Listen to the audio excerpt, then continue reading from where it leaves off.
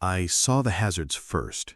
Two trembling orange blinks on a thin shoulder with nothing but dark fields on either side. When I pulled in behind the small sedan, a kid stepped out, shaking. Flat left rear, rim kissing gravel. I told her to sit tight, lifted my jack, and then I saw who was in the back seat. The woman looked up, and my throat closed. In a week, I'd stand in front of her to ask permission for my future. Before we get into it, tell her where you're watching from. Drop it in the comments and follow for more stories like this. Here's what I knew. I am 33, live in a second-floor walk-up that smells like old varnish in summer, and carry a socket wrench with my father's initials scratched into the handle. Here's what I didn't know.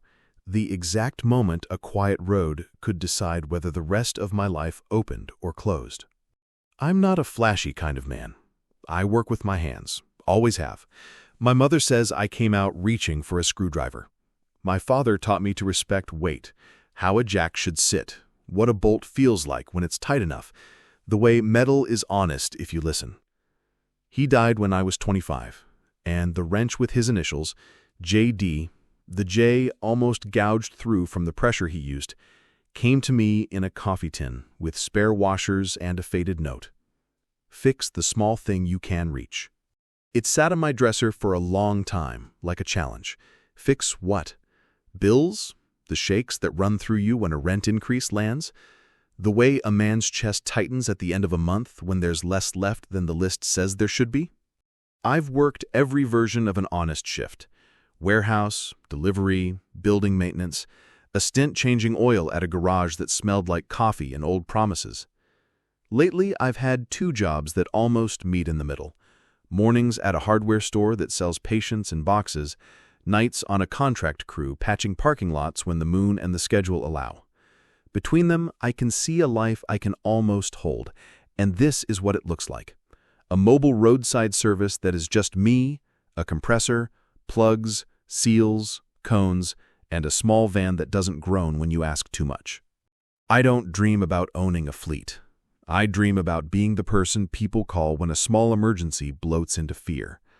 Tires aren't romance, but they are the point of contact between a person and their plan. When rubber gives, a day collapses, and sometimes a life does too. I've seen that. You probably have too. To go from dream to licensure, there are steps. In my city, if you want to operate a mobile service and accept payments in public right-of-way, you need a permit. If you want a permit, you present a plan to the Licensing and Small Enterprise Board on the third Thursday of the month. You bring insurance letters, a safety plan, a map of the places you will and won't work. If you're me, you bring a van that's technically a truck with windows and hope they care less about paint and more about method. I also applied for a microgrant. It's not charity if you're going to work for it. It's a push. I told the Community Foundation exactly what I would buy. A proper jack that doesn't hate me, a compressor that can fill a tire and not cough mid-sigh, reflective cones, and a printer for cards, so I don't keep handing strangers my name scribbled on the back of receipt paper. The hearing was set. The grant interview the day after. I had the date circled, I had my suit cleaned, I had a file folder thick enough to hold my whole chest, and, because the universe likes a good joke, I had a boil on my neck that throbbed when I turned my head too fast. A reminder, I suppose, that even the body requires maintenance. What does a man do while waiting on a board to make his future a line item? He keeps showing up. He keeps tools in the van. He keeps chalk in his pocket to mark where a jack sits right. He keeps his father's wrench in the glove box in case courage needs a weight. And he practices saying the sentence he's going to say to the board chair, the woman at the end of the table, whose photograph in the paper always makes her look like she eats budgets for breakfast. My name is Adam Daniels, and I'm here to make small emergencies smaller. That was the name I repeated in the mirror. That was the name a scared teenager said back to me in the dark when her knuckles were white on the edge of a window, and the left side of her car kissed gravel in a way that meant someone had cut too sharp, too late, and found the one piece of whatever it was that shouldn't have been there. Rain wasn't falling. It had fallen earlier and left the world slick and inked, a kind of shine that makes each light look like it is trying to be two. The road out past the old industrial park curves for the sake of beauty, and then forgets to warn you it's going to ask more of your tires than they have signed up for. That's where I saw the hazards. 2 orange blinks breathing like a panicked chest. The shoulder was so thin, the car's left wheels kissed the edge of nothing. I pulled in behind at a slant, cones out before my door shut. The habit of stepping into the road with your body lowered, so you are bigger to oncoming breath, so you see eye level to fear, that's a thing you learn by staying alive. The girl's door opened, and she was all elbows in apology. "I'm so sorry," she blurted, as if I were a police officer or a father or a sentence she'd failed to finish. "I didn't see the—" I lifted my hand. "We can talk after we're safe." "Okay." Her fingers went to her throat like she'd forgotten it was there. "Okay." "What's your name?" I asked, walking around to see where the car had had enough. "Lily," she said. This isn't even my car. My grandfather—" The left rear was flat in a way I could feel in my own ribs. Not a slow leak, a conversation with something sharp. The rim hadn't bit down yet. That was good news. "You did the right thing stopping," I said. I keep my voice the way I wish people had kept theirs with me when I was young and shaking. "Parking brake on?" She nodded. Her hands weren't steady. The car's backseat was a shape in the dark, the outline of a hat or maybe a person sleeping. I set a chock behind the right rear, slid my jack in where metal wants it, and told Lily what I was doing. A jack should come up like a man clearing his throat. If it lurches, you've asked wrong. "Spare?" I asked. Newer cars hide them like they're ashamed. I don't know," she said. "I only just started learning. He says I'm too careful." I smiled at that. "Too careful is how you go home. Pop the trunk." No spare. A tiny compressor and a canister of sealant that is a lie more often than not. "It's okay," I said. "You hit something sharp and mean. I'm going to do a plug. 10 minutes. "Plug?" She said it like a hope. "A little bit of magic and a string that wants to be more than string," I said. "Have you ever seen one?" She shook her head. I was already on my knees. I carry a headlamp because a man gets to choose between his eyes and his pride exactly 1 time. The puncture was clean, a small, wicked hole. Probably a piece of metal that had flown off whatever men like me should have fixed sooner. I pulled the nail with pliers, reamed the hole, fed the plug, twisted until the world stopped arguing, and set the compressor to hum. That's when the back door opened. She had to be in her late 60s or early 70s, if the world counts right. Winter coat, although the night was only crisp. Hair that refused to be anything other than itself. A pair of eyes that had learned to see both balance sheets and people. There was something familiar about the set of her mouth. She looked at me as if I were a painting she couldn't place, and then smiled without showing teeth. "Is it safe to get out?" she asked, voice calm, like she was the one who ought to be steady, because someone had to be. "Safer on the curb," I said, getting the tone right without barking. "We're almost done." "Adam, this is my grandmother," Lily said. "I'm sorry, he was supposed to come. He got called. I said I could do it. I promised I could do it." Grandmother. The back seat occupant sat with her feet on the road like she belonged in any place she chose. Then she leaned forward, so the light found her face better, and the shape behind memory clicked into place. I had seen this woman's picture maybe a dozen times on the city's website and in the paper whenever a new regulation made vendors ignite like dry brush. "Mrs. Keene?" It came out before I could press it down. Her eyebrows lifted, a question. I stopped. "You don't introduce yourself to a board chair on the side of the road like you're at a reception. You put the air in the tire, and you put air in the kids' lungs by being unruffled." "We'll be moving in 2 minutes." She nodded like she approved of that answer more than anything else I might have said. Her hand settled on the top of the seat. Her fingers were calm. I thought about the file folder on my kitchen table and the way my father's initials felt in my palm. tell me your last name," she said, after a moment. Not a demand, a note. "Daniels," I said, before I could lie. "Adam." "Thank you, Mr. Daniels," she said, and returned to the back seat. I could feel Lily's breath shorten, and then even out, like she'd learned she didn't have to hold it. The compressor's hum changed pitch, the sound that says a tire is remembering itself. I checked twice, once for me, and once because maybe I would stand in front of this woman in 8 days, and I wanted to be the man who checks twice. "Okay," I said, lowering the jack. "We're going to go slow to the next exit. There's a fuel station with better light. Don't drive on the shoulder. Loose rock will make us both cry. I'll follow you." "You don't have to," Lily said. "Young people apologize like it's their birthright." "I want to," I said. "You're going to do fine." She swallowed, nodded, and slid behind the wheel like she was stepping back into a day she didn't want to break. Grandmother met my eyes through the glass. She didn't wink, she didn't nod. She just looked like a woman who sees something, writes it down in the part of her that matters, and waits to see if it matches later.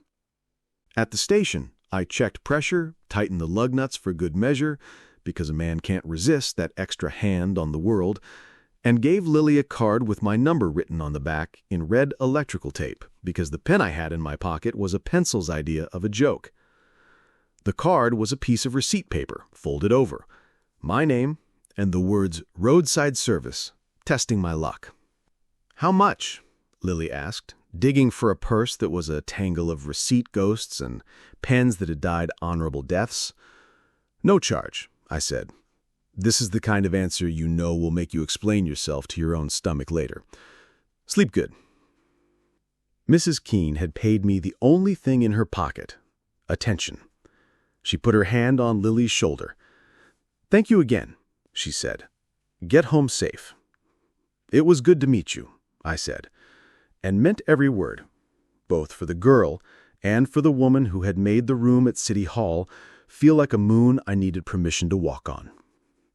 We drove away in different directions.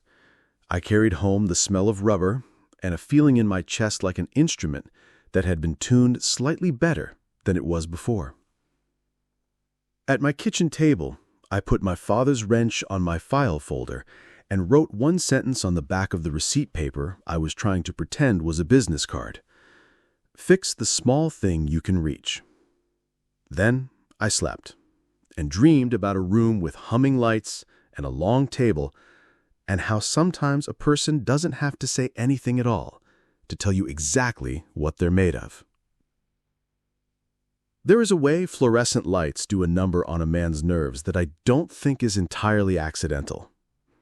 They hum like a thought you can't finish. The licensing and small enterprise board meets in a room that looks like someone took the idea of a courtroom and asked it to be polite. Long table, name placards, a pitcher of water that tastes like the cup remembers another life, and a row of chairs that makes applicants sit on their hands so they don't wring them. I arrived early because that's how you tell your own chest you're trying. My suit is the kind that doesn't need a brand, just clean and honest and a little too warm in the armpits if you walk too fast. I had my folder, I had the file with insurance, plan, route map, a simple website printout that says who I am and what I refuse to do, toe jobs, anything on a blind curve, anything that asks a man to juggle too much danger just to meet someone else's schedule. I had a picture in the back pocket of the wrench. When they called my name, I walked to the table and set my folder down. People were already seated. 2 board members with pens poised like they could triangulate a life with ink. A clerk whose eyes were kind because someone in a room always should be. And at the end, exactly where she sits when the room needs to decide whether a day opens or closes, was Mrs. Keene. She looked different without road and night pressing on her. Not softer, exactly, just like the light knew where to land. Her hair was the same. Her eyes did not pretend to not know me. She nodded once, a public way of saying private things. I see you. We will do this in order. Be the man you were. Mr. Daniels, said the chair to her left, a man with a tie that needed to calm down. Present your proposal. I don't love talking about myself. I love speaking about work. There's a difference. Work is a story you can carry on your back. I opened the folder. My hand found the edge of the wrench's picture. I didn't pull it out. I just remembered the weight. I'm applying for a mobile roadside service permit, I said, and let my voice be the tool it is, instead of a performance. Punctures, inflations, valve replacements. I'll operate within these zones. No highways, no bridges, no blind curves. I carry cones, lights, a compressor, and a plan. I've included my safety procedures, insurance, and a code of conduct. No cash-only sales, no unsolicited approach, no social media while on scene. A smile flicked across the clerk's face at the last one. The tie adjusted itself and spoke. We've had issues with, shall we say, overly enthusiastic vendors. I'm not enthusiastic. I'm available. There was a small ripple of sound. The board chair cleared his throat. Insurance is adequate, he said. Who trained you? My father trained me first, I said. Every man in my family has passed something down by hand. Then I learned in shops, 3 different places. Each one taught me a skill and a story. I have letters. I've included them.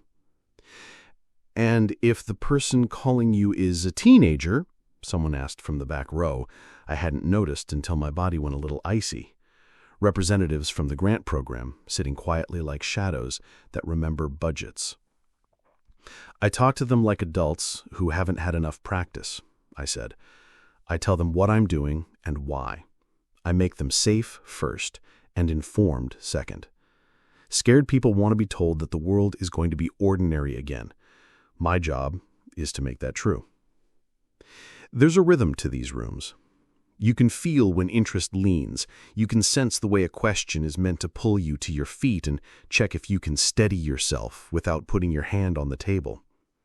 What about competition? The tie asked. We don't want to undercut existing businesses. I don't want to undercut anyone either, I said. I don't fix what needs a lift and a bay. I don't do things on the side of the road that belong inside. If I arrive and it's beyond me, I call a tow. Then wait until the human walks out of a truck that knows what it's for. People think independence is a brand. It's not. It's a responsibility. Mrs. Keene had not said a word. She didn't have to. This is the part of the process where a man convinces a room he's not a story they'll regret later. Then, when the moment arrived where the board asks for public comment, she lifted one finger. No one in the world needed more of an introduction than that gesture. Last week, my granddaughter and I had a flat off East Crescent. A gentleman pulled behind us, set cones, and made that small emergency smaller. He did not tell me his name at the time. He did not take my money. He checked twice. He used his body the way a person should in a dark road. He made a plan simple enough for a scared girl to understand. He followed to the next exit. She did not say it was me. She did not look for thanks. She set the facts on the table like tools and stood back. Is that a conflict? The tie asked quickly, a little too quickly, because men like him are afraid of the wrong line in the wrong paragraph. It's context, the clerk said softly. The chair turned to her. She had the kind of voice that makes rooms less foolish. Our criteria include safety and community benefit. And that was a statement to that effect. Mr. Daniels, please step out while we consider. I walked to a bench that made my knees far too aware of their own existence. I wasn't sick. I wasn't steady either. You wait outside rooms like this the way you wait outside hospital doors. You were the same man either way. The world decides which version it greets. When they called me back, The tie had the look of someone who had been overruled by something as annoyingly practical as principle. The chair folded his hands. The clerk smiled without blessing. "Mr. Daniels," said the chair, "permit approved, with conditions. Your zones as submitted, quarterly safety reports for the first year. Any deviations require prior notice, and, pending approval from the Community Foundation, we would like to discuss a small pilot with the Youth Employment Program, basic roadside safety workshops delivered with the Foundation as partner." He paused. "And Mr. Daniels?" "Yes, sir." "Please print proper business cards." I laughed then. It startled me. It startled them, too. It sounded like a jack releasing a load you'd been holding too long. When I turned to gather my things, Mrs. Keene was already speaking to someone. She looked at me as if to say, "You will be busy now. Do not forget to be the man who checks twice." In the hallway, the grant representative stepped out of the shadow of her own stack of papers and said, "We'll see you tomorrow." She said, "Bring your list and your wrench for luck." I patted the folder where the picture was, because the actual wrench was at home, where the weight wouldn't confuse a metal detector. "Yes, ma'am," I said. "Thank you." The Community Foundation's office smells like paper that makes decisions, and coffee that understands the weight of them. I sat in a chair that had seen donors and pleas, and the particular brand of hope that sits between them. The grant coordinator, a woman with the kind of laugh that makes you think it's safe to tell the truth, lifted a file with my name on the tab. It looked like it had been read more than once. "Mr. Daniels," she said, "we heard a story last night at dinner." I raised an eyebrow. "About a man with cones and a girl who went home to sleep after thinking maybe she wouldn't." I didn't know what to do with my hands for a second, so I set them on my knees, like I do when I'm making a plan for a machine with its parts out. That posture saves you from gesturing at people's faces when your heart is making points. We like our grants to purchase things that make reports blush because they are so boring and so necessary. Jacks, compressors, tape. We like our grantees to send back pictures of those boring things working. We like stories, too. We like them most when they are true because someone wrote them down who had nothing to gain. We have one of those. She slid a piece of paper across the desk. It wasn't a letter on letterhead. It was receipt paper, folded over, red electrical tape along the edge like it had a bandage. My handwriting was there. My name, my number, and my father's sentence, a steadying line under both. "Fix the small thing you can reach." "Where did you—" I started, and then stopped, because there was only one answer, and it made my chest do a thing I'll never name out loud. "She dropped it off," the coordinator said. "Said she didn't need anything from you. Said we should make up our own minds." We have. We're funding the list. And the van signage, because the chair thinks you shouldn't be writing on the back of receipts like a man who doesn't believe he'll be called again. "For the record," I said, because humor is one of the few tools that sharpens under pressure, "I have been called best when I'm least prepared." We also have a request. There is a group of teenagers who are going to be working this summer, in parks and libraries. We want to add a Saturday morning with Mr. Daniels, cones, and jacks, and how not to be afraid of your own shadow at night. Interested? "Yes," I said, fast enough to make me look more eager than wise. "Very." "Good," she said. "Bring the wrench." "You know about the wrench?" "Everyone in this town knows about a talisman when a talisman is working," she said, and smiled like she had been a person who needed one once, and someone had given it to her, and now she collected such stories for other people to borrow when their hands forgot how to be steady all on their own. The grant bought the compressor that fills a tire without making me pray. It bought cones that make a road understand it needs to share attention. It bought a proper reflective vest that doesn't make me feel like a traffic cone pretending to be a man. It bought cards, real ones, with my name and a website that was just a simple page with a sentence on it my mother cried when she read. "If you are afraid right now, I will not make you more afraid." The permit sat in a plastic sleeve in the glove box, behind the wrench. The van's side got a name: Small Emergency. Below it, 3 lines: tires, air, calm. No highways, no bridges, no blind curves. We started on a Tuesday because Mondays feel like a dare nobody needs to take. The first call came from a mother whose kid had to be at a tryout in 20 minutes, and the universe had chosen that minute to remove all the air from her day. I told her how long I would be. I arrived when I said I would. I told her what I was doing and why. I asked her kid to hold the headlamp while I fed the plug, because a person who has held the light can see better later when the dark is trying to mess with them again. Kid passed the tryout. Mother pressed a bill in my hand, and I pressed part of it back with a smile and a sentence I had to learn like a script. Pay what you owe. You've already paid the rest. A week in, a letter came from a mailbox that has only ever carried trouble. Not this time. The city's youth program. A schedule. A request to invoice for time spent making teenagers less likely to be afraid of the dark and more likely to be the kind of people who make other people less afraid of the dark too. Saturday mornings under a shelter near the park. 20 kids, a pile of cones that looked like orange tulips. A chalk line on the asphalt to show where a jack sits without making a car scream. A board at the end where each kid wrote one sentence they were taking home. My favorite? The world is heavy, but not on my nose. You can tell when your life is changing by the way little things ask you to meet them. The van's door doesn't stick anymore. The phone rings and it's work, not debt.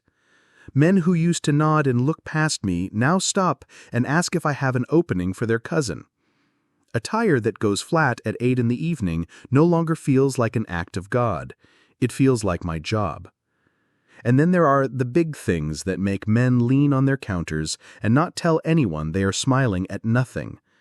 A month after the board approved my permit, I was on a shoulder telling a teenager about the way a valve cap is a small king who never gets thanked when a car door opened behind me and a pair of shoes that have never stepped in a puddle, if their owner could help it, wandered up to my cones.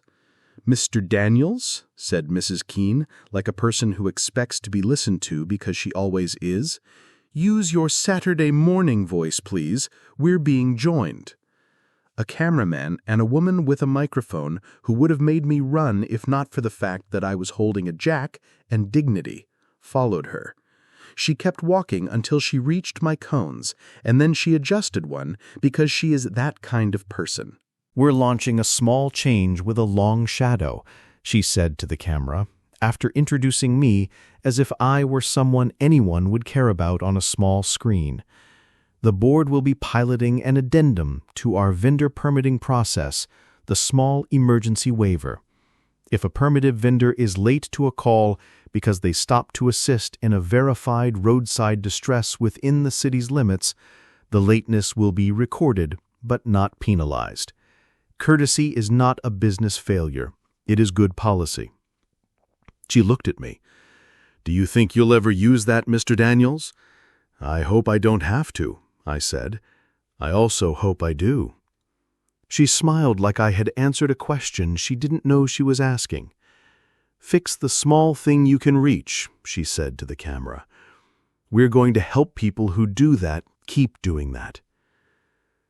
After they left, my hands shook, not from fear, from the knowledge that the sentence in my glove box had walked into rooms without me and learned to sit down at tables and not apologize for being there. This morning, I unlocked the van with the same key I've had since before it was a van and after it was an idea. The air was cool in the way that makes you think about coffee and good work.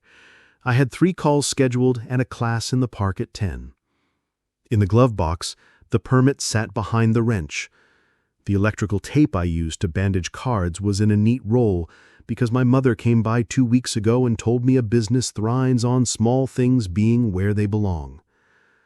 I still carry receipt paper because a man can change and remain himself at the same time. The kids in the park have learned to tell me the difference between fear and caution. I teach them the difference between a lug nut that's just shy and one that's lying. When they leave, they look at cones differently. They walk past shoulders and know they have bones. Lily comes by sometimes, 10 and 2 on the wheel, and a determination in her jaw that makes me laugh without sound. Her grandmother drops her off and never says hello like a neighbor. She says it like a person who understands that men show up because they said they would, and women do too. And that's the only language a city should ever speak. When I pull up behind a set of hazards now, my heart still accelerates.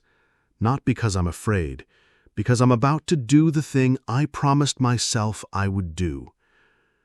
The road still asks its questions. I still check twice.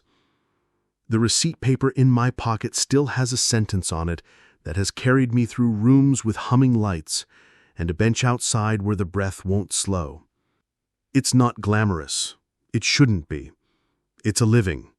It's a life.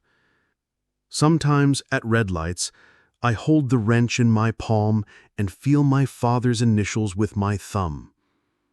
JD isn't a brand. It isn't even a name that belongs to anyone who is here to answer to it.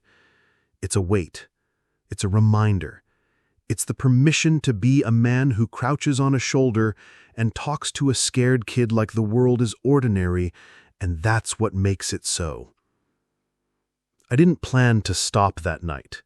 I planned to get home, shower, and practice sitting up straight so a room would think I belonged in it. Instead, I put cones out and made a young driver breathe better. The room did too, later. That's how this works sometimes. You do the small thing because it is right. The large thing notices, or not. If it does, be the same man in both places. I write this line on the back of cards still, even though I have proper ones now.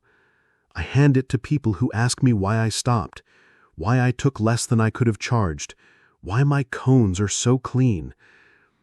I write it because the world forgets, and because I do too. Fix the small thing you can reach.